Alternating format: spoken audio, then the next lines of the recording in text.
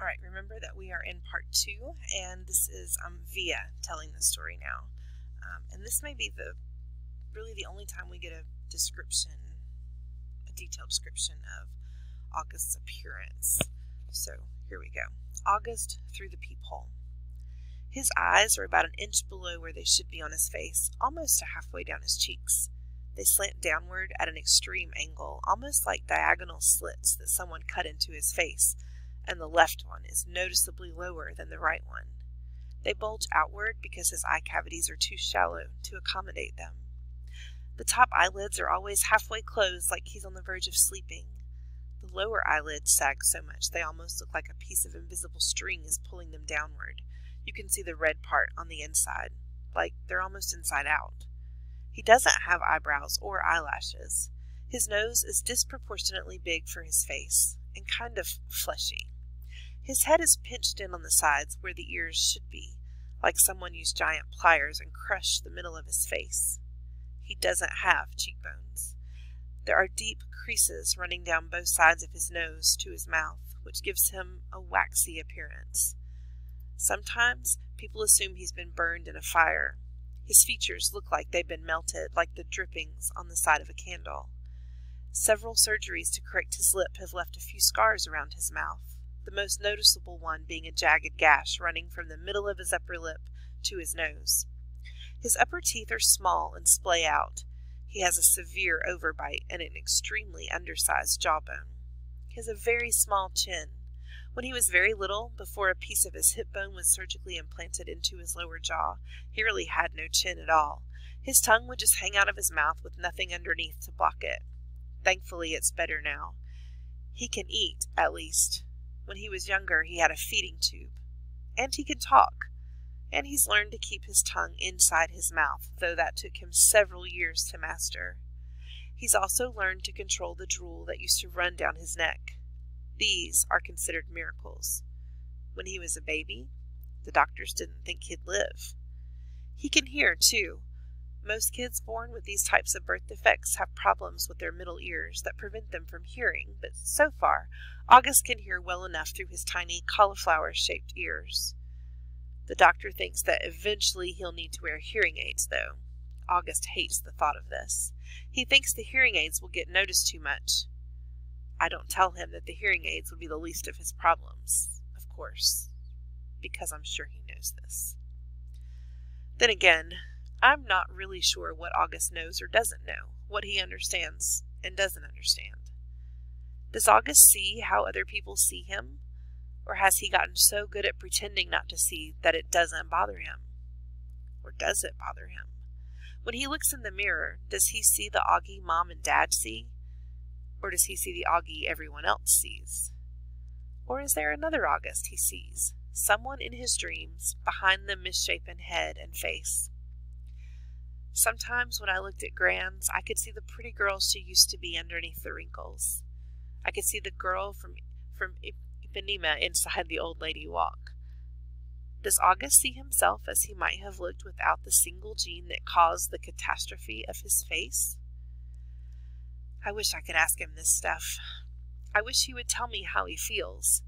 He used to be easier to read before the surgeries. You knew that when his eyes squinted, he was happy. When his mouth went straight, he was being mischievous. When his cheeks trembled, he was about to cry. He looks better now, no doubt about that. But the signs we used to gauge his moods are all gone. There are new ones, of course. Mom and Dad can read every single one, but I'm having trouble keeping up. And there's a part of me that doesn't want to keep trying. Why can't he just say what he's feeling like everyone else? He doesn't have a trach tube in his mouth anymore that keeps him from talking. His jaw's not wired shut. He's 10 years old. He can use his words.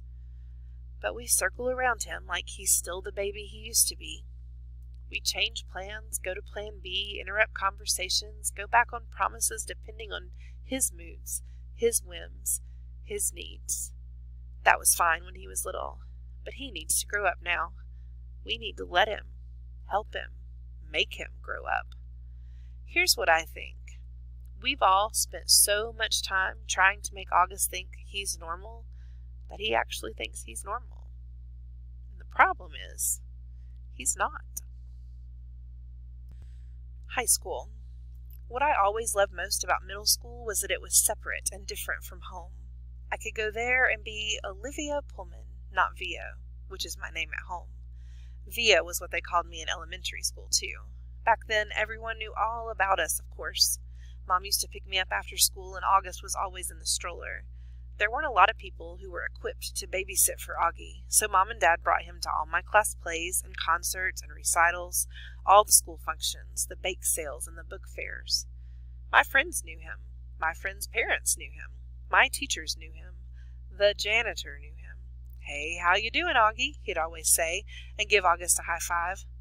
August was something of a fixture at PS 22. PS will stand for public school, so this is in the bigger city where schools are numbered. They may also have names, but they are known by their numbers. But in middle school, a lot of people didn't know about August. My old friends did, of course, but my new friends didn't. Or if they knew, it wasn't necessarily the first thing they knew about me. Maybe it was the second or third thing they'd hear about me. "Olivia? Yeah, she's nice. Did you hear she has a brother who's deformed?" I always hated that word, but I knew it was how people described Augie.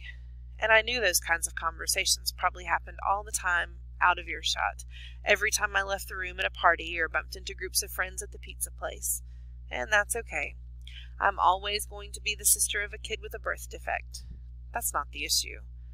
I just don't always want to be defined that way.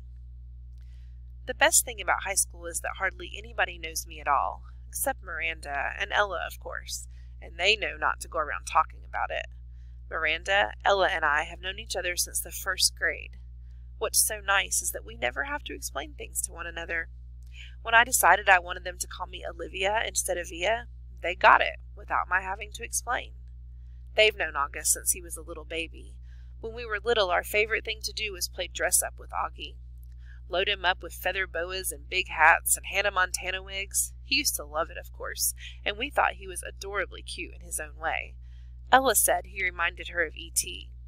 She didn't say this to be mean, of course, though maybe it was a little bit mean. The truth is, there's a scene in the movie when Drew Barrymore dresses E.T. in a blonde wig, and that was a ringer for Augie in our Miley Cyrus heyday.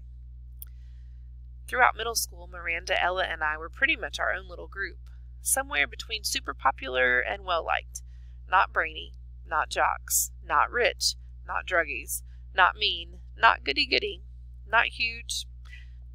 I don't know if the three of us found each other because we were so alike in so many ways, or that because we found each other we've become so alike in so many ways. We were so happy when we all got into Faulkner High School.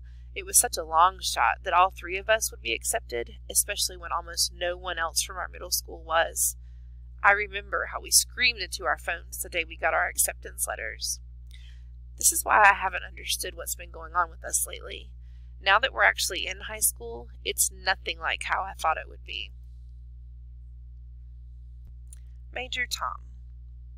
Out of the three of us, Miranda had almost always been the sweetest to August, hugging him and playing with him long after Ella and I had moved on to playing something else. Even as we got older, Miranda always made sure to try to include August in our conversation, ask him how he was doing, talk to him about Avatar or Star Wars or Bone or something she knew he liked. It was Miranda who had given Augie the astronaut helmet he wore practically every day of the year when he was 5 or 6. She would call him Major Tom, and they would sing Space Oddity by David Bowie together. It was their little thing.